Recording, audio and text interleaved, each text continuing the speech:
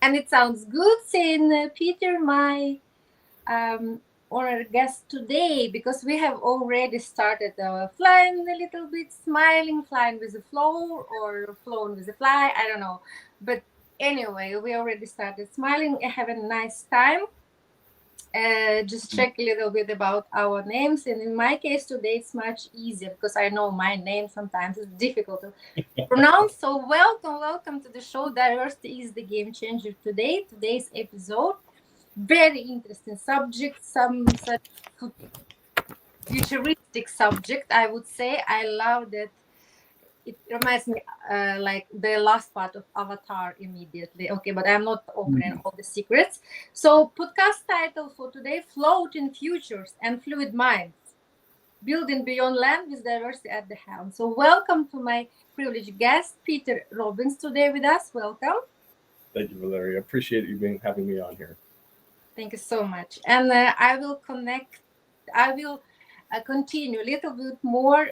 I would say bragging, but it's true. But my guests, they are so shy when I try to, before, like, can you please introduce yourself? So people are so shy. No, they have so much accomplishment, accolades, and they're like, oh, this is me in just one second. I said, that's it? No. Now it's my part. I will be bragging, like, to the fullest. So, Okay. welcome to the Diversity is the Game Changer. As I mentioned, the podcast where we explore how our difference and uniqueness can be not just assets, but essential drivers for innovation, empathy, and transformation. Up, offshore, onshore, everywhere Everyone. in the That's sky. right. Today's guest is a true pioneer, someone helping cities, investors, and entrepreneurs claim the future by launching entirely new economies on water. Oh, from floating logistics hubs to offshore business districts. This guest is leading the charge in a movement that redefines the boundaries of structure, opportunities, and imagination. It's true. Is the founder of the Floating Institute. You and your brilliant team, I guess. You connecting guys, governments, and private capital to visionary partners, designing and building a floating economy. A new frontier that spans logistics, real estate, mobility, energy, tourism, aquaculture, and much more. Everything, actually. So please, again, help me to welcome our guest, Peter Robbins, a catalyst of the offshore revolution and a fierce believer that innovation floats best when diversity is the foundation. Huh? Did you like it? I love it. Thank you so much. Appreciate it. Yeah, that's, I believe for Monday, it's totally perfect. It's colorful settings for the whole week. Okay, but let's start from the actually question. Maybe you were not prepared Okay. before, but I believe, like, you have worn many hats already: economic development strategist, tech connector, content creator, and even your role now probably the most visionary yet. But all that always starts from the beginning, and the beginning is our childhood, right? Absolutely. Let's dive there. Let's Okay. keep there a little bit backwards. So, where did you grow up? And please share with us your early experience, and maybe they kind of shape, or people maybe, or your Okay. family, who actually, not maybe, that's for sure, who you've become today, and that you have achieved so much. So, thank you so much. Little Peter, welcome to the stage. Thank you very much. So, little Peter, wow. So, I'll start by saying this. So, little Peter grew up in a very large household. I had four brothers and four sisters, so nine kids altogether. Oh So, my my God. parents were quite busy, actually. Uh, and Yeah. very much so. It's actually evenly spread out. I'm the middle child. I've got two older brothers and two older sisters, and then two little brothers and two little sisters. So I am very perfectly in the center of it all. So actually, I'm originally from Florida, right next to the beach and on the Oh. Space Coast there, not far from NASA and the Space Center. And so I grew up kind of surrounded by engineers everywhere in the Space Coast, mainly looking toward the space economy and space futures. Even my father, he was in the NASA space program. and for a good 40 years actually before he ended up retiring. And even my youngest brother as well is working with NASA now, and along with Blue Origin and SpaceX and these different companies. And so I've always been kind of surrounded by that growing up, Mhm. but also right there next to the beach, like I mentioned. And so I've always had this very deep connection to the ocean and everything that's happening on it. And I remember as I grew up, I would go visit my grandparents' house all the time, and they actually had a house right on the river. My grandfather had a boat, a big uh, pontoon boat, and we would go on it and we would explore the riverways, the Indian River and the Banana River, and we'd go visit the different islands. And I just fell in love with it when I was a kid. And we would do all the fishing and these kind of things. And my whole life just kind of revolved around water and engineers. Well, And and yes, and swimming engineers around. yeah, exactly. And, but, it was interesting. I was actually homeschooled. So I never had a proper education in the public school system or Wow. private.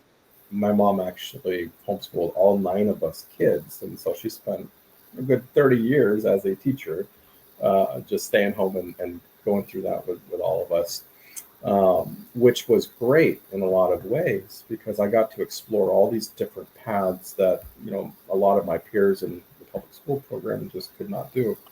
And I got to go visit and work on these were projects. And I actually got to start working as a teenager, quite young.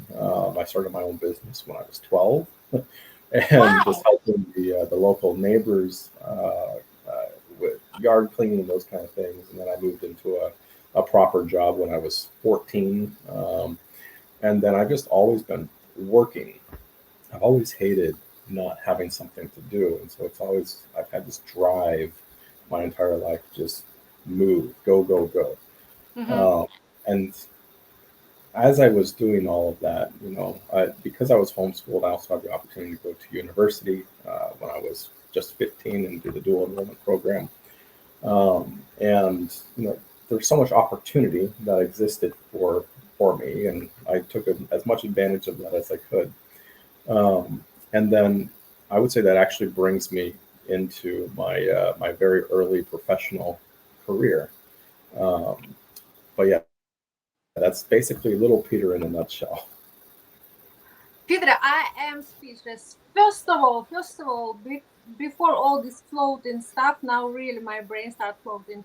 What are impressive story of the greatness of it's now actually about women power. Oh my God, what a powerful, brilliant mother, lady, inspirational role model you have described now. I'm Absolutely. in shock. 9 kids, homeschooling. For me, all Nobel Prizes winners and Oscars, they are nothing I know because I've raised like okay, also some kids, but I always said thanks God you have created kindergarten, and Right? couple of things which is not for our podcast, but I'm really basically like you worship your mother, so you should. Your mother's still alive, right? Actually, she passed away 3 years ago from cancer. Actually, uh, but Oh my God, very very powerful woman. Let me tell you, she was not afraid of anything or anyone, and she had a very straight mind, and she said it like it was. She didn't hold anything back, and definitely one of the most intelligent people I've ever met. Actually, and she didn't really have a formal university background or anything, but she was one of her strengths was around logic, and she was able to form ideas and patterns and put them together like nobody I've ever met before. And she taught that to all of us kids, and I've taken that with me throughout my entire career actually. So I'm very grateful to her for that. I'm still. I have.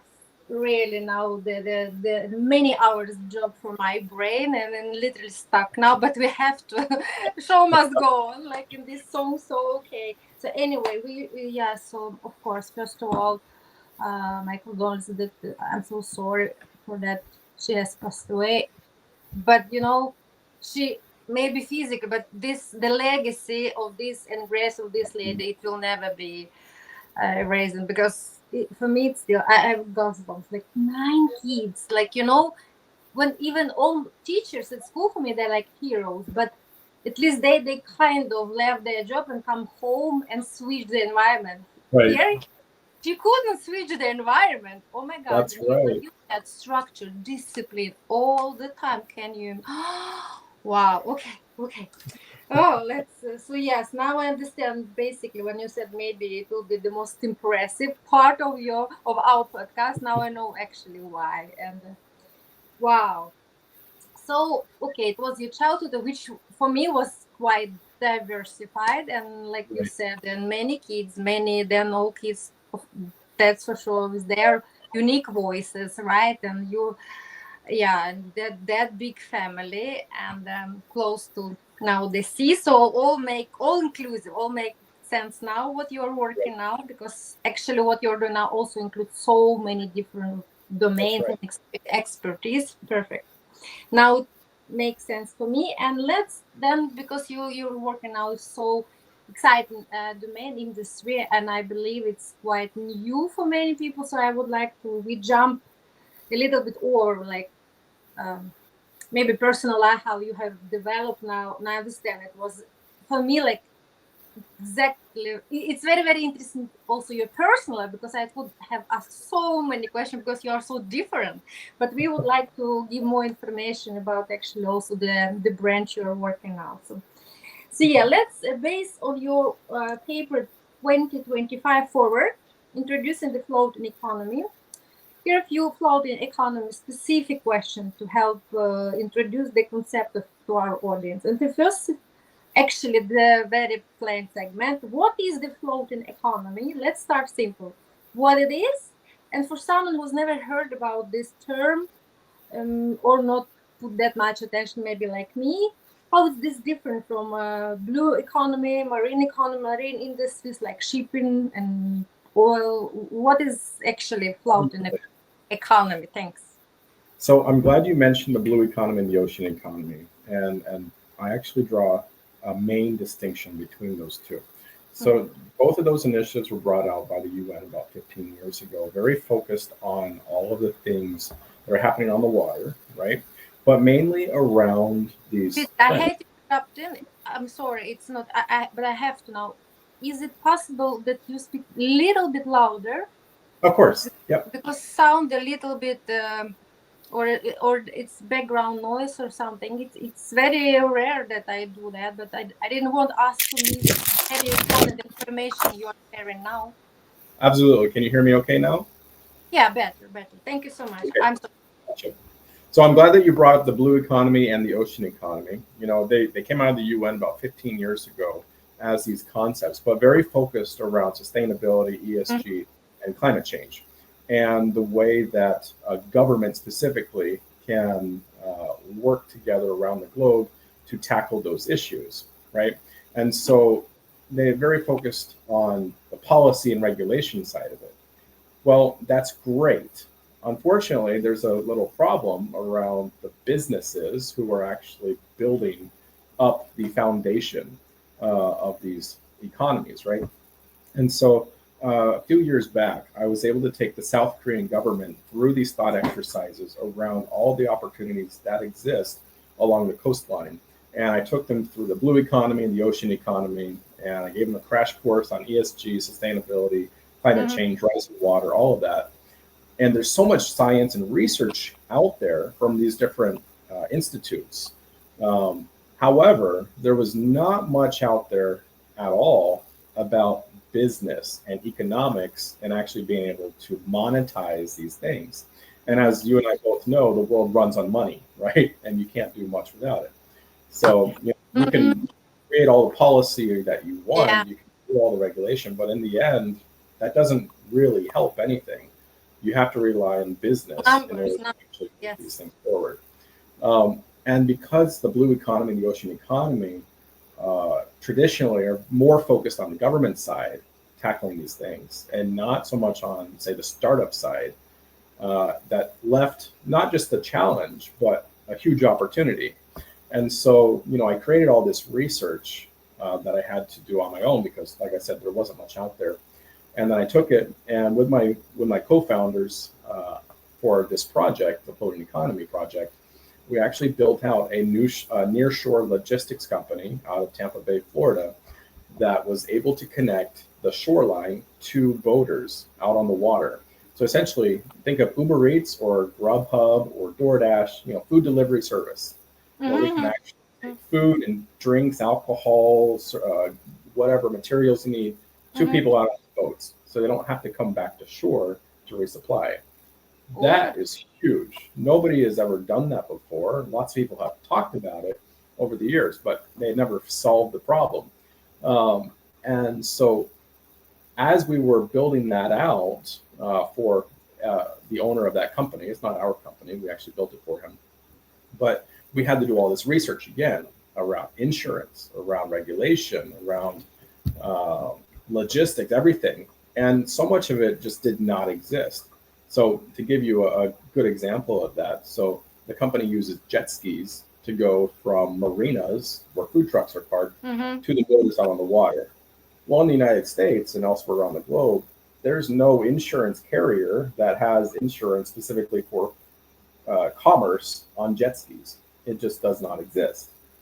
So we had to work and we had to search for and convince insurance carriers to create a new type of insurance just for this one thing specifically.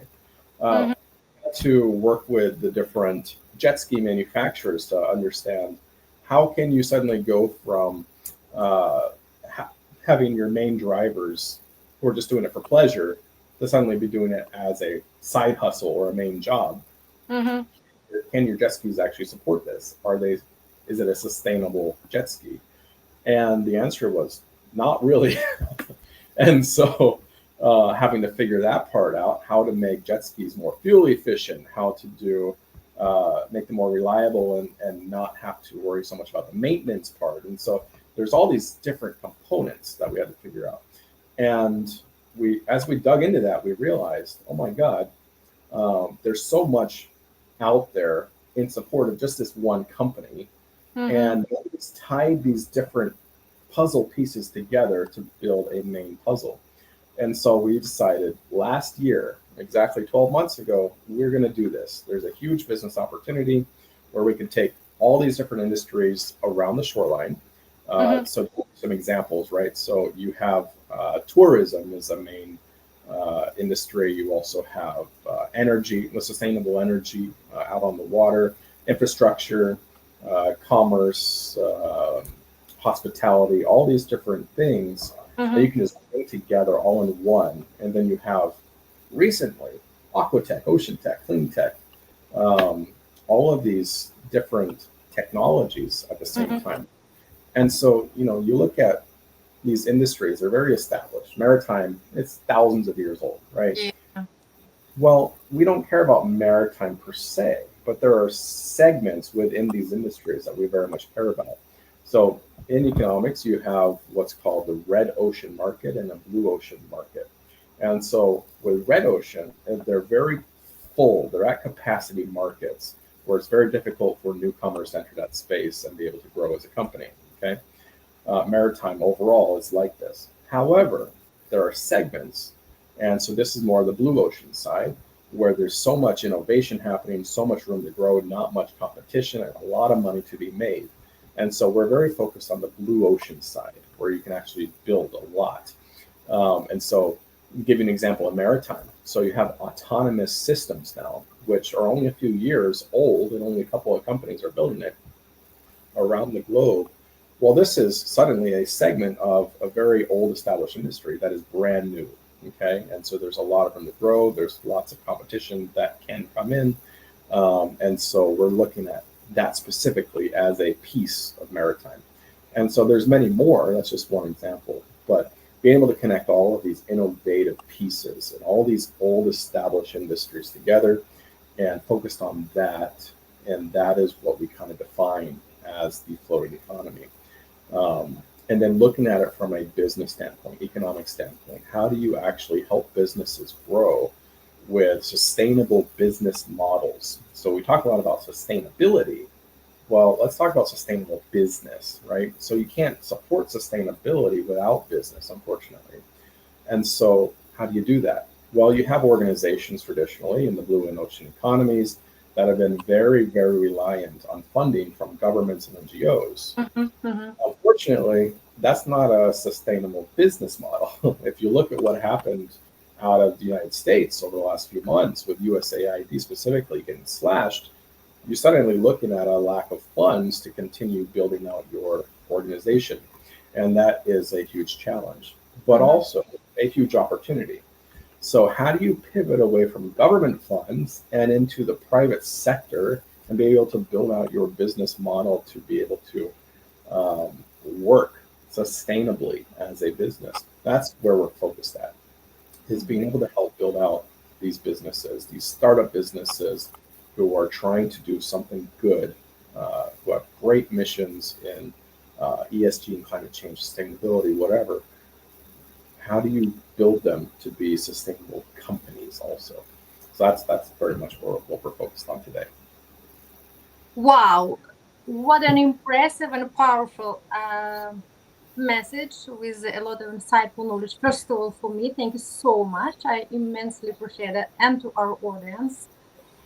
And of course, like you mentioned, now we speak in like, okay, label trends now, sustainability. It's, for me, like, it's crazy. It's almost overkill. Everything now, like sustainable, and still, if you even talk to people experts in this sustainability, right? They still 80% of them, they just concerned about the environmental part. But like you said, without right numbers, sorry guys, and without right minds and people who are behind that to create this innovation, sorry guys, like environmental part is just one of three main pillars. And we know triple bottom line, and this is the part of my PhD research, right? And it's and they're equal: social, bit, economic, and environmental, and they're so important all together. So unfortunately, we cannot, like, here in Norway, they also radical people.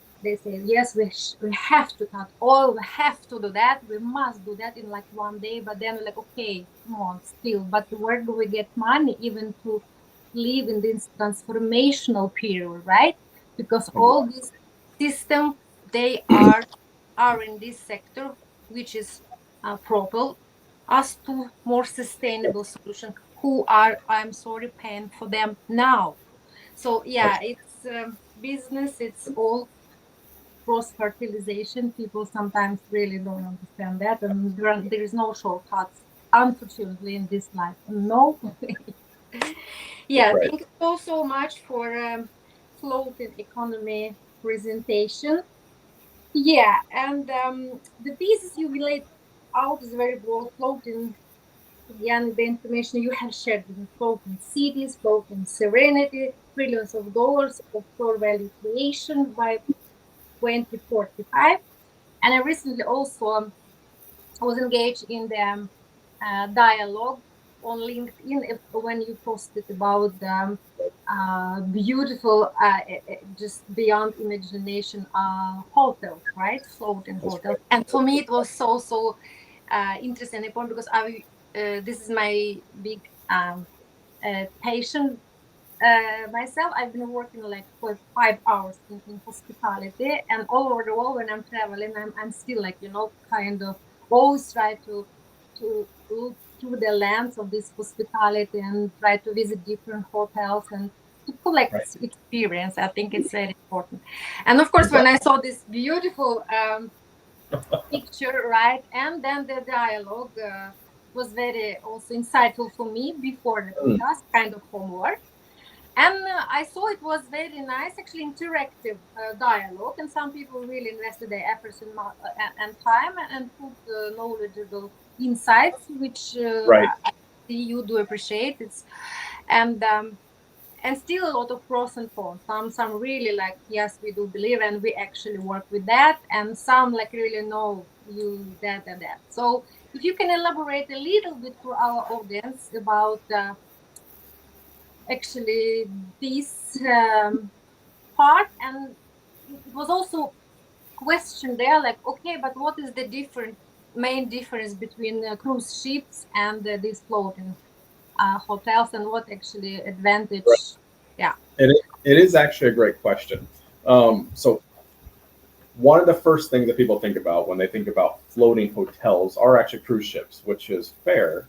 You know, cruise ships are an all-in-one solution for people to be able to have fun on the water. Absolutely. Here's the big problem though. Cruise ships are huge, and so they have to stay out to sea. You cannot have cruise ships coming up into fresh water, for example. And this is something that is taken advantage of in Egypt on the Nile River. I just had a conversation with a local builder there. They build hotel ships, specifically called hotel ships, which are much smaller versions of these massive cruise ships. Mm-hmm. And so what they're able to do is only house maybe 50 units as opposed to the 1,000 units on a cruise ship. And so they're much smaller, much more compact, but still give the same experience. But it's much closer to shore. You know, it travels along the river system itself rather than out in the open ocean. And so there's a huge difference there. Another thing, though, when you start looking at events around the globe, like we'll say the Olympics, for example. Well, you know, in 2030, the Summer Olympics are going to be held in Brisbane, in Australia. And there's a river that runs straight through the city. And so the Olympics are going to be hosted on both sides of this river. Well, one of the key problems is there's no housing, there's no hotels, there's no infrastructure built Mm-hmm. up today to support the influx of tourists into the local area for the Olympics. So what Mm-hmm. do? Right? You cannot bring cruise ships down into Brisbane. So you have a few options. One, you build these floating hotels. So you can have stationary floating hotels that are built right on the banks of the shoreline, and they kind of stay there and they don't really go anywhere. They don't travel the river. They just kind of they're built there to stay, right? And then you also have the floating hotel ships themselves. They're smaller, more compact, like I mentioned, out of Egypt, which are capable of actually not just housing people, but transporting them at the same time. And so, what you're able to do then is carry people from the other cities in Australia and also house them and bring them straight to the Olympics via river. Okay. And so that's just one main example. But you could think of floating hotels as smaller units overall than cruise ships, and they're more focused near the shoreline compared to cruise ships themselves.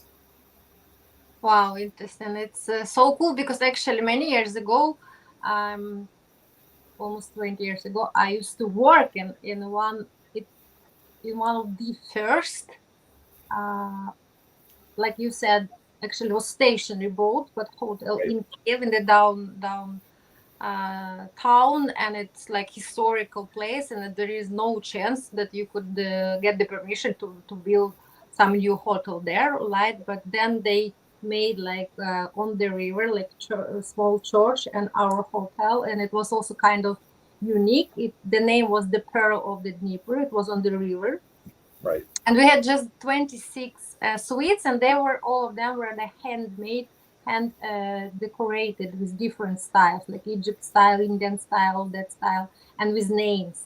And we had a lot of like well-known guests like Elton John, all these people, because even for people, it was in Ukraine. I mean, I'm Right. Ukrainian, so they were like, they came, they were kind of shocked, but it was uh, actually the company was, I believe, a lot when something was 21st century, and the roots and the concept was from like R&D company in New York, but it was very interesting concept, and I remember everybody was so impacted, and we won the prize, like the second hotel, the Ukraine is huge. The first was like, official state big, like 5-star hotel, which was the first from international chain, and we were the second. And I was just 23 years old, and I was day manager there. So that's why when I saw that, I was like, oh my God, I want to experience once. And now when you mentioned that, I have one of my good friend. He's my podcast guru, Alan. His podcast, The Official Concept. He lives in Australia. So maybe it would be a very nice opportunity. Oh, guys, I will connect you. Then he has to know about your Floating Institute and about this idea. It's so cool. Perfect. Thank you so much for your actually explanation. And I'm very visionary. I can see it. Oh my God, this is so fantastic. And actually in Copenhagen, they have also to be like close to the downtown, right? So now it's quite trendy also. I believe in Amsterdam it's many years, because they're just channel. It's just floating villas. I mean, people live there. That's right. And it's allowed. It's with registration, post box office, and everything. I was so surprised first time I saw it. I was like, what, really? It's a house. It's basically inside close the opera, like you are in the middle, in the heart of historical Copenhagen, and you live there. I was like, huh? Perfect. Now you actually bring up a really good point. So you just mentioned housing, right? And so this is one of the major things that we see within the floating economy, is a way to help cities build out. So, when people think about floating cities, they have this grand idea of this standalone city that's on the ocean somewhere. That's not really reality, right? The reality is you have coastal cities that are already there who need to continue building out. Well, there's only so much room on the land to continue building out, and it's extremely expensive. So what other direction can you go? Well, you can go onto the water. And so, it's very expensive for normal people like you and me to be able to afford housing in these super-sized cities, because it's just so expensive. And it's becoming more and more and more compact. Well, one of the solutions, and it's a great solution, is being able to build housing on the water. And so you have case examples of this in the Netherlands, for example, where they actually built these floating housing communities. And they're able to do it very cheaply, very sustainably. There's actually a company in Finland who is building these modular floating house systems that you can just set up very easily without much hassle. You cannot do this on land. There's so much work, so much government regulation and permitting and all these things that you have to get through just to get started. And then it's super expensive to build out the infrastructure to support these giant apartments and townhomes. Well, guess what? You can do it much easier on the water. You build a floating platform and you build on top of that. And then you don't have to worry about all of these other pieces on the land. So you're kind of starting to spread out on top of the water already. And so this is what we're seeing. So in the beginning stages, over the last 20 years, it's been more expensive because it just hasn't really been done before. But over time, it's gotten cheaper and cheaper and cheaper, and they figured out how to modularize this. And so it's so much easier now to build this at scale and much cheaper overall. And so it's going to be a great opportunity for people who live and work specifically near the shoreline to be able to be centered right there already on the water. And it's going to be much cheaper overall than having to go get an apartment downtown just so you can get to your job down on the wharf. So lots of exciting things there. Yeah, absolutely. And yes, I do agree. It's always like, startup or innovation, when the major innovation is coming, like mobile phone. Do you remember how much they cost? But when scaling phase, like now everybody, like, because it was like an iPad, all these stuff. So, and I do agree as well. Like, it's also a big problem, like in the downtowns, in the big cities, historical. It's parking spaces. They don't want to have cars, right? They don't want to have pollutions. And then you're already in the middle of the city. You can reach its mobility. You can reach to your office, or you can just walk. You don't need to have a car. And also sustainable ecological approach. It's a lot of good things that you really can gain on this.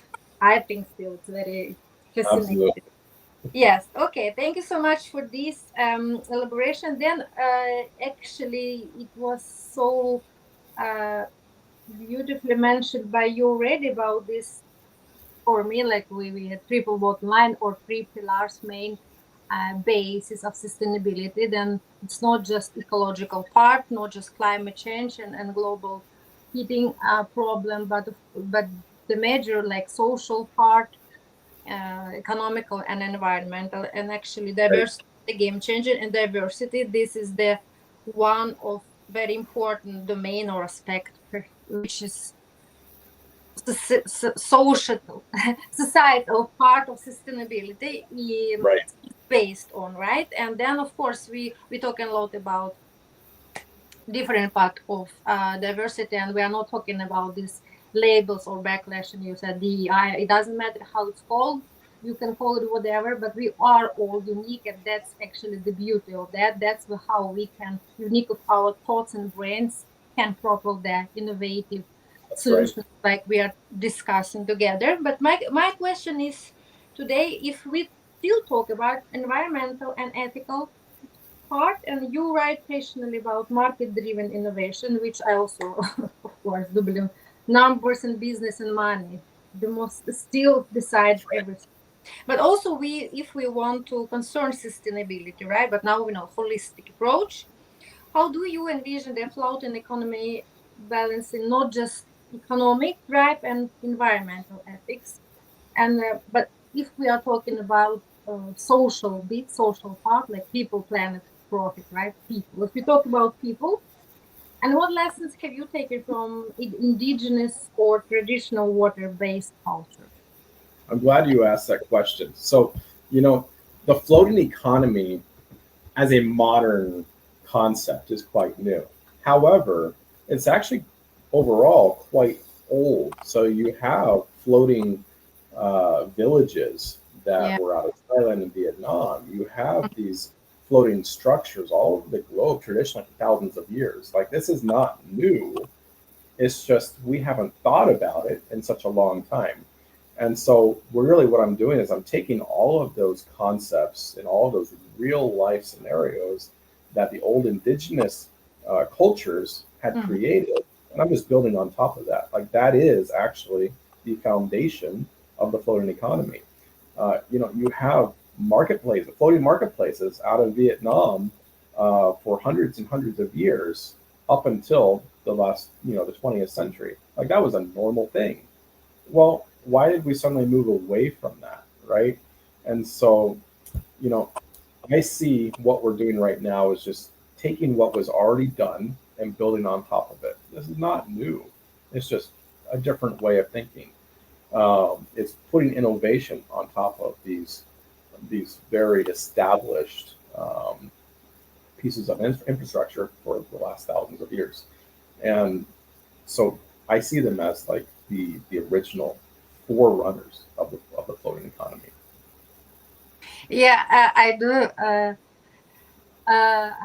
I would like to mention, yeah, for me it was very fascinating. First time I saw really like it was in Thailand, I believe, many years ago, and then Right. again in, I believe it was Cambodia actually. Yes, like it was out of my mind because I brought up I'm brought up in Ukraine, close to the river and the seaside, and I have the idea. I have like all the time. It's like you said, it's the most busy vein of Dnieper, Right. actually, my part, southern part of Ukraine. So we are also like boat. Sometimes it's much easier to take boat than pass. So all this, but That's the right. action that it's really floating villages, right? And I do love sometimes very beautiful pictures, nature geographic pictures when they take even, like now with drones, you can do everything. This Right. video from the helicopters, right? It's so beautiful, many of them actually, and it's like really historical heritage. And I remember when we were, yeah, I do believe in Cambodia. So we actually stopped because it was so unique for us, and just people always, I don't know, always friendly there, always smiling. They don't have much, but they do really appreciate what they have. They have That's right. established community with their traditions and religion and law and structure, like you said. And I remember we start speaking, even they can't language, but they like, and I really could just watching how they dive and how they fish and wash the clothes and like the whole system is there, right? Right.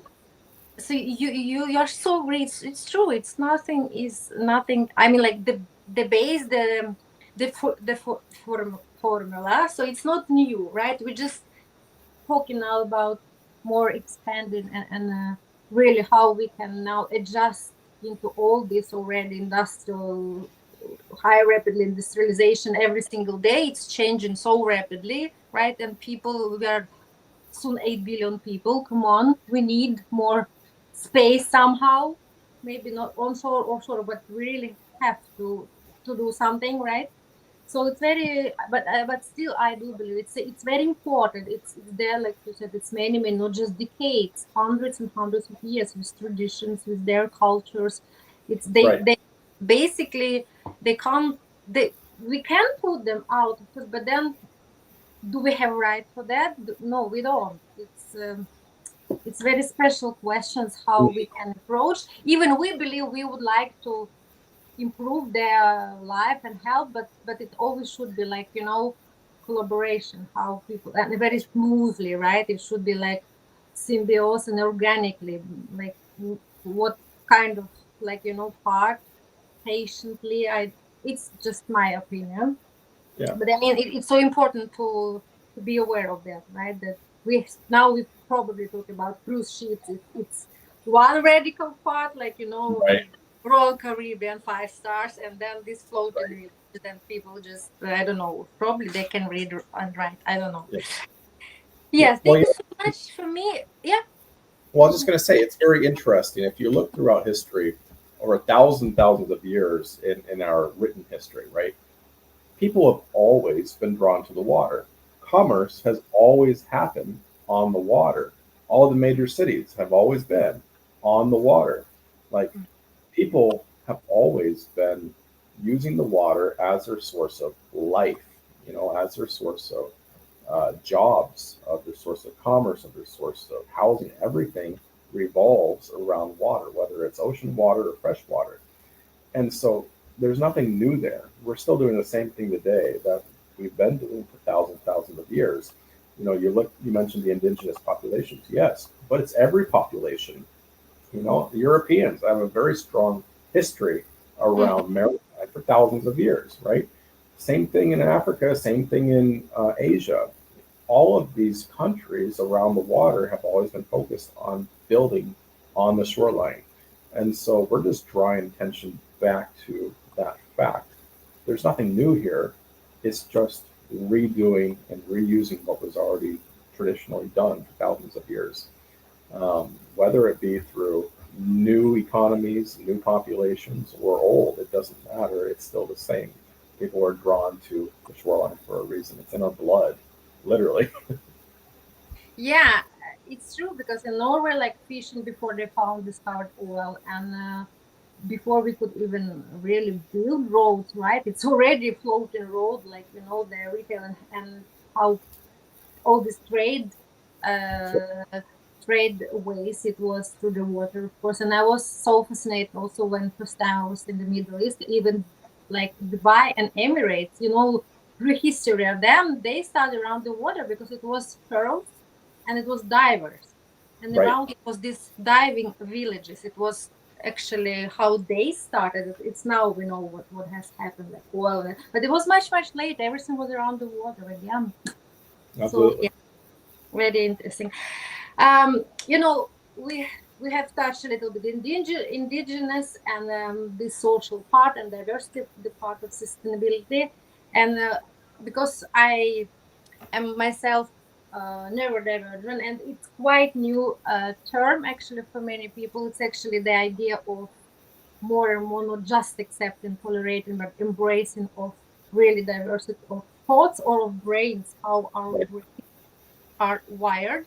And I I do believe you can't be more agree with me that actually with all this creative, innovative domains, people actually with this special type of brain or pattern recognition or details scan everything, like all these spectrums, ADHD, I have also the OCD, all. It's actually, you just name it, so many people actually, because they think differently, right? They Right. out of box, how we are talking about all these innovative solutions now. But I do believe still we have a way to go, how actually this part can be so, I don't know, positively implanted in the neurotypical society still, that we Mm, not talk about us and them, these people, this weird, this awkward. It's right. what I have experienced many years. So that's actually how my podcast was born, the advocacy for us neurodivergent people, or actually just different, Mm, unique, like fingertips. And I do believe, like in especially also in your domain, it's so important to have people who really think out of the box. that's Right? great. What is actually your approach to? Have you heard before? Of course. Uh, yeah. Okay. It's so cool because I do love that answer, because for me, before last fall, being me, even with OCD living like 15 years, like officially, I've never heard about neurodiversity. And Mm, I'm in diversity management 5 years. I could guess that probably should be like, diversity of minds, maybe cognitive diversity, but I didn't know that actually it's coined this by Julie Signer in late 90s from Australia, actually. We mm, have already mentioned Australia. This right. special for neurodiversity. So, what is your opinion about the importance and role of nervous and narratives? How we can build it, these narratives about people with this neurodivergence to So make it's more interesting. society, creative communities. No, not Right. creative, inclusive, inclusive. So it's interesting, right? So it's not an opinion, it's life for me. So I have ADHD and dyslexia. And so it's definitely been a major part of my life since I was a kid, and having to deal with that as a part of growing up and joining the workforce and doing these different things. I've always known, I have a different perspective than most people, Mhm. and I work differently than most people, and I have passion differently than most people. Like I've always known that, and growing up, I always thought I was just weird, and um, but it didn't matter. At the end of the day, I had to understand, like, it's just who I am. Keep moving forward. It doesn't matter. And so I've actually been able to turn what I used to see as weaknesses into some of my greatest strengths. And I'm actually able to look at things in a much different light than most people. I mean, you look at the floating economy. Most people couldn't think this up, right? And Mhm. so being able to get all these different pieces and bring them all together, I see it as very much a gift for people like yourself and me to be able to do without a problem. Um, I had the conversation earlier today. Most people prefer to play it safe. They like their steady 9 to 5 jobs. They like to go to work, do their thing, come back home, and just have the same pattern over and over and over again, day in and day out. That's most people. And to Uh-huh. me, that is mind blowing. Like I Yes, would, I would go crazy I would if I kill looked myself. like Never, that. ever, And never. so, I had this realization, well, the world runs on those people. Yes, those are the backbones of everything that we know and love. However, growth, actual growth, happens from people like you and me who are able to see all the bigger pictures and bring it all together and move things forward. And it's all powered, of course, by normal people, right? The non neurodivergents, right? But in order to achieve world change, like what you and I are doing, no, it definitely requires a different type of mindset for sure. Um, it's just something that most people just they can't grasp, much less do. And so, yeah, I see a lot of power in our types of minds, and I actually see it as kind of a secret weapon.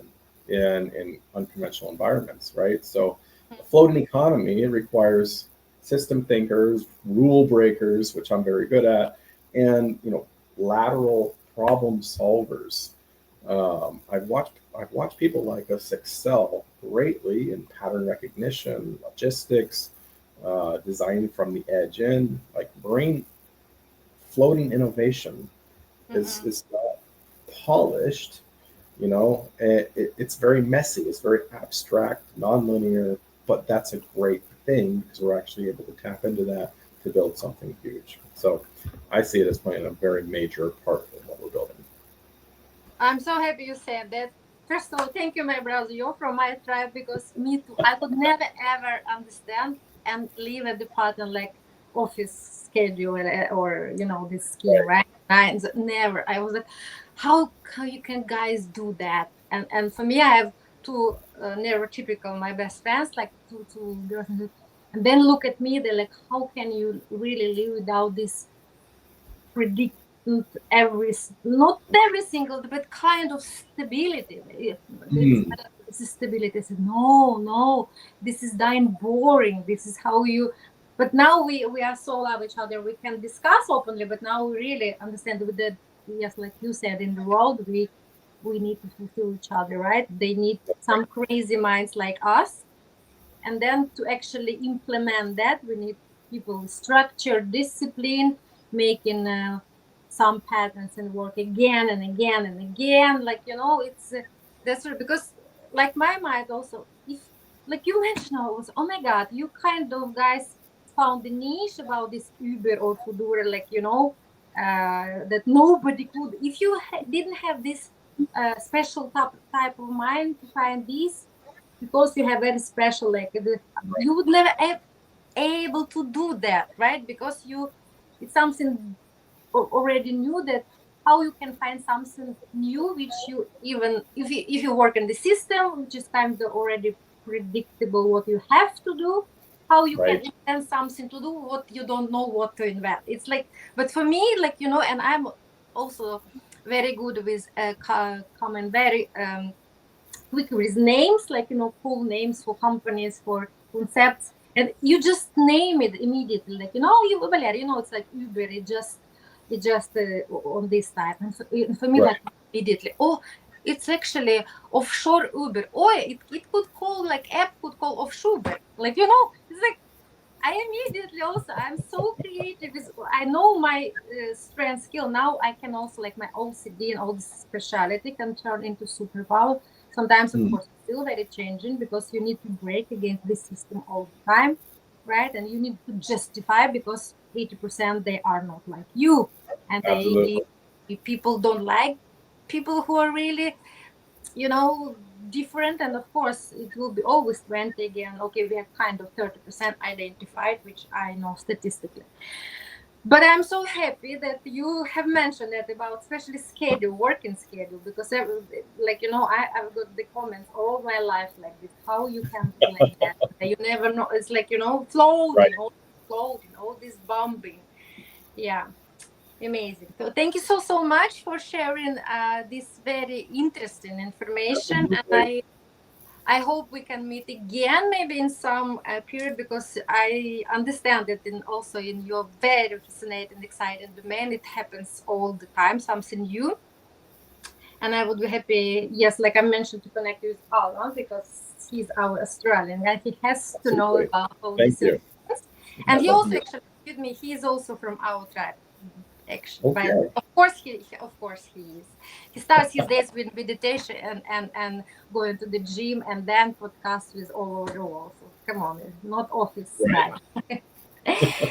So so thank you, Peter, thank you so much. You are very diverse, different, very unique person. I knew that. And your mom, oh my God, still I still need, after we are done, to digest all that. She has done Wonderful. so good job. So tell them, not okay, when you talk to her, tell please thank you to her, but with all your siblings, that yes, I meant to them also, because I believe it's all you together actually the Mm. result of this cross fertilization impact. Right. Your right? work is deeply visionary, but also grounded in something very human. They need to adapt, to connect, to belong, even at sea. So to our listeners, thank you for being with us again. Stay tuned, stay curious, and remember, diversity is not just good policy, it's how we survive and thrive together. Onshore and offshore. In space, I don't know, out under, in our heads, outside our heads. In imagination, when we sleep, when we not sleep. So thank That's you right. for staying with us. Absolutely. Always, you can just maybe, I forget. No. My last always question, because I do believe in magic, and this little helper, I have big, Plan. big team now. She is the main. She's my vice president. I'm joking, but she makes the wishes come true, and I'm genie, but I cannot grant three. I can grant one wish from this fairy tale, and the fairy tale is from which Aladdin. fairy tale? Of course. It's from From which Aladdin. one? Yeah, Aladdin. Aladdin. Yes. Aladdin. Yes, Yeah. that's so. My last question is before we wrap up: if you could make one wish today for her to fulfill, it can be whatever you want, big, small, but unfortunately not three. It can be one. Well, it's actually quite easy. I would say if I just had a single wish, I would launch a global floating campus in every port around the globe. It's a Oh, hub where teenagers, let's say 14-year-olds, can work alongside 40-year-olds to learn side by side, prototype and build new businesses, earn mm-hmm. credentials in marine tech, floating logistics, offshore enterprise, etc. Not just some fancy think tank, but I actually want us to be a build tank. And so if I could have that wish come true, to have these floating campuses around the ports, around the globe, I would be so happy. What a nice wish and kind of encouragement prayer for a really, really important inclusive arena, right? We're all Absolutely. together and thrive. Yes. Thank you so, so much. And stay with us, stay bold, be yourself. And until next time, Thank you, bye bye. Valeria. Thank you for being. Thank you Have a so great much, evening. Thank you Peter. so much. Take care. Yeah. Bye.